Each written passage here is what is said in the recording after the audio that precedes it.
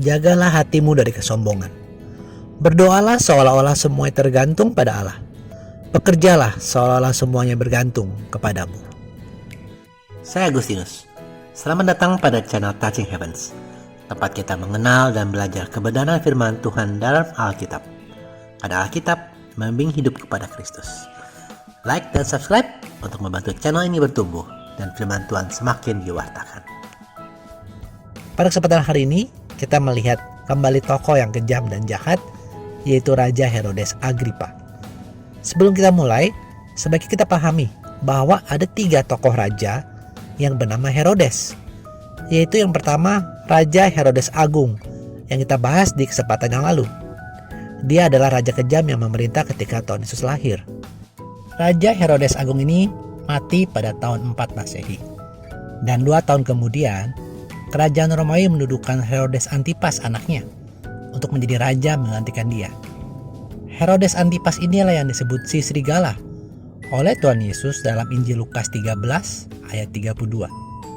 Dan dia juga yang memerintahkan pembunuhan Nabi Yohanes Pembaptis di Matius 14 ayat 1 sampai 14. Herodes Antipas inilah yang ikut mengadili dan bertanya-tanya kepada Tuhan Yesus ketika Tuhan Yesus dibawa ke istananya, yang kemudian menjadi teman dengan Pontius Pilatus karena perkara penyaliban Tuhan Yesus ini. Sejarahnya dapat kita baca di Lukas 23 ayat 1 sampai 12. Herodes Antipas kemudian dituduh memberontak kepada Kaisar Romawi yang bernama Caligula.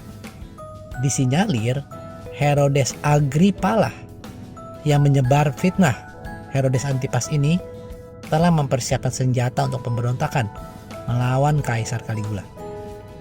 Herodes Antipas pun kemudian ditangkap dan diasingkan ke daerah Lugdunum, yaitu kota Lyon di Prancis saat ini, sampai mati di sana. Setelah kematian Herodes Antipas, Raja Herodes Agripa lah yang menjadi raja atas Yudea. Yang akan kita bahas hari ini adalah Herodes Agripa. Dia adalah cucu dari Herodes Agung, tapi bukan anak dari Herodes Antipas. Kisahnya dapat kita baca di kitab Kisah Para Rasul bab 12 berikut ini. Kira-kira pada waktu itu, Raja Herodes mulai bertindak dengan keras terhadap beberapa orang dari jemaat. Ia menyuruh membunuh Yakobus, saudara Yohanes, dengan pedang. Ketika ia melihat bahwa hal itu menyenangkan hati orang Yahudi, ia melanjutkan perbuatannya itu dan menyuruh menahan Petrus. Pada waktu itu, hari raya roti tidak beragi. Sebelum kita membahas topik hari ini, ada baiknya kita kenali sedikit latar belakang dan tindakan dari Herodes Agripa ini, teman-teman. Herodes Agripa sebenarnya seorang politisi dan pemimpin yang handal. Selama kepemimpinannya, ia berhasil membuat daerah Yudea menjadi kaya, melebihi kekayaan kota Tirus dan Sidon. Bahkan jika teman membaca di kitab Para Rasul 12 tadi di ayat 20, kita ketahui bahwa kota Tirus dan Sidon mendapat makanan dari hasil ekspor daerah Yudea ini.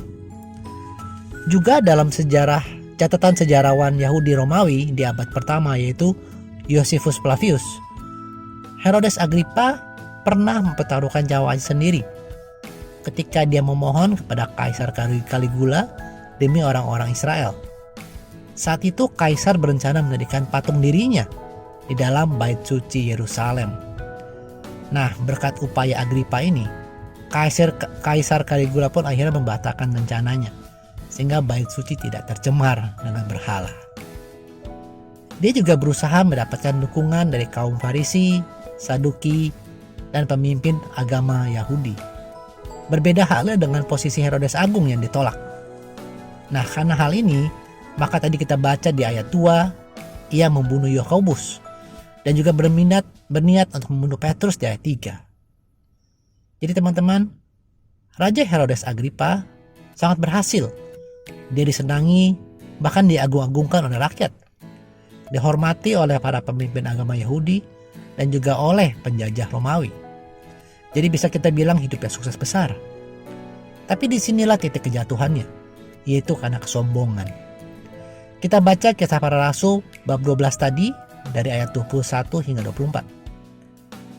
Dan pada hari yang ditentukan, Herodes mengenakan pakaian kerajaan lalu duduk di atas takhta dan berpidato kepada mereka. Dan rakyat bersorak membalasnya, "Inilah suara Allah dan bukan suara manusia." Dan seketika itu juga ia ditampar malaikat Tuhan karena ia tidak memberi hormat kepada Allah. Ia mati dimakan cacing-cacing. Maka firman Tuhan semakin tersebar dan makin banyak didengar orang. Kejadian tadi tidak hanya tercatat dalam Alkitab, tapi juga dicatat oleh sejarawan Josephus tadi, bahwa di saat sedang berpidato, Herodes Agripa tiba-tiba merasakan kesakitan yang amat sangat di dadanya yang menjalar ke perutnya. Setelah 5 hari dia sangat menderita, akhirnya Herodes Agripa meninggal. Nah, menurut sejarawan Josephus, penyebab sakit ataupun penyebab kematiannya adalah suatu misteri. Josephus juga mencatat bahwa di tengah-tengah kesakitannya, Herodes Agripa berteriak menyalahkan orang banyak karena memujanya seperti Allah. Jikalau sebelum terkena sakit, Herodes Agripa begitu senang dipuji dan giat mencari penghormatan dari manusia, maka di akhir hidupnya Herodes Agripa sadar bahwa hanya Allah, bukan dirinya, yang layak dipuji setinggi-tingginya. Tetapi sudah terlambat. Nah teman-teman, untuk kita belum terlambat. Mari kita ingat nasihat Tuhan dalam Amsal 16 ayat 18 ini. Kecongkakan mendahului kehancuran dan tinggi hati mendahului kejatuhan. Jadi mari kita belajar dari kesalahan Herodes Agripa ini teman-teman. Meski hidupnya berhasil karena usahanya yang giat, tetap juga harus kita ingat untuk rendah hati, mengucap syukur dan memuji Allah. Karena segala keberhasilan dan kesuksesan kita adalah karena kasih karunia-Nya, dan juga semua untuk kemuliaan Allah. Seperti yang dituliskan Rasul Paulus dalam suratnya di 1 Korintus 15 ayat 10. Tetapi karena kasih karunia Allah, aku adalah sebagaimana aku ada sekarang. Dan kasih karunia yang dianugerahkannya kepadaku tidak sia-sia. Sebaliknya, aku telah bekerja lebih keras daripada mereka semua. Tapi bukannya aku, melainkan kasih karunia Allah yang menyertai aku. Usaha kita tetap penting, tetapi doa dan berserah kepada Allah juga sama pentingnya teman-teman. Sehingga kita harus bekerja sepenuh tenaga dan juga berdoa sepenuh hati. Seperti dikatakan oleh Santo Agustinus, berdoalah seolah-olah semuanya bergantung pada Allah. Bekerjalah seolah-olah segalanya bergantung kepadamu. Terima kasih sudah menyaksikan. Sampai bertemu pada video Kenal Alkitab Rabu depan. Kasih karunia Tuhan Yesus Kristus menyertai Anda sekalian. Amin.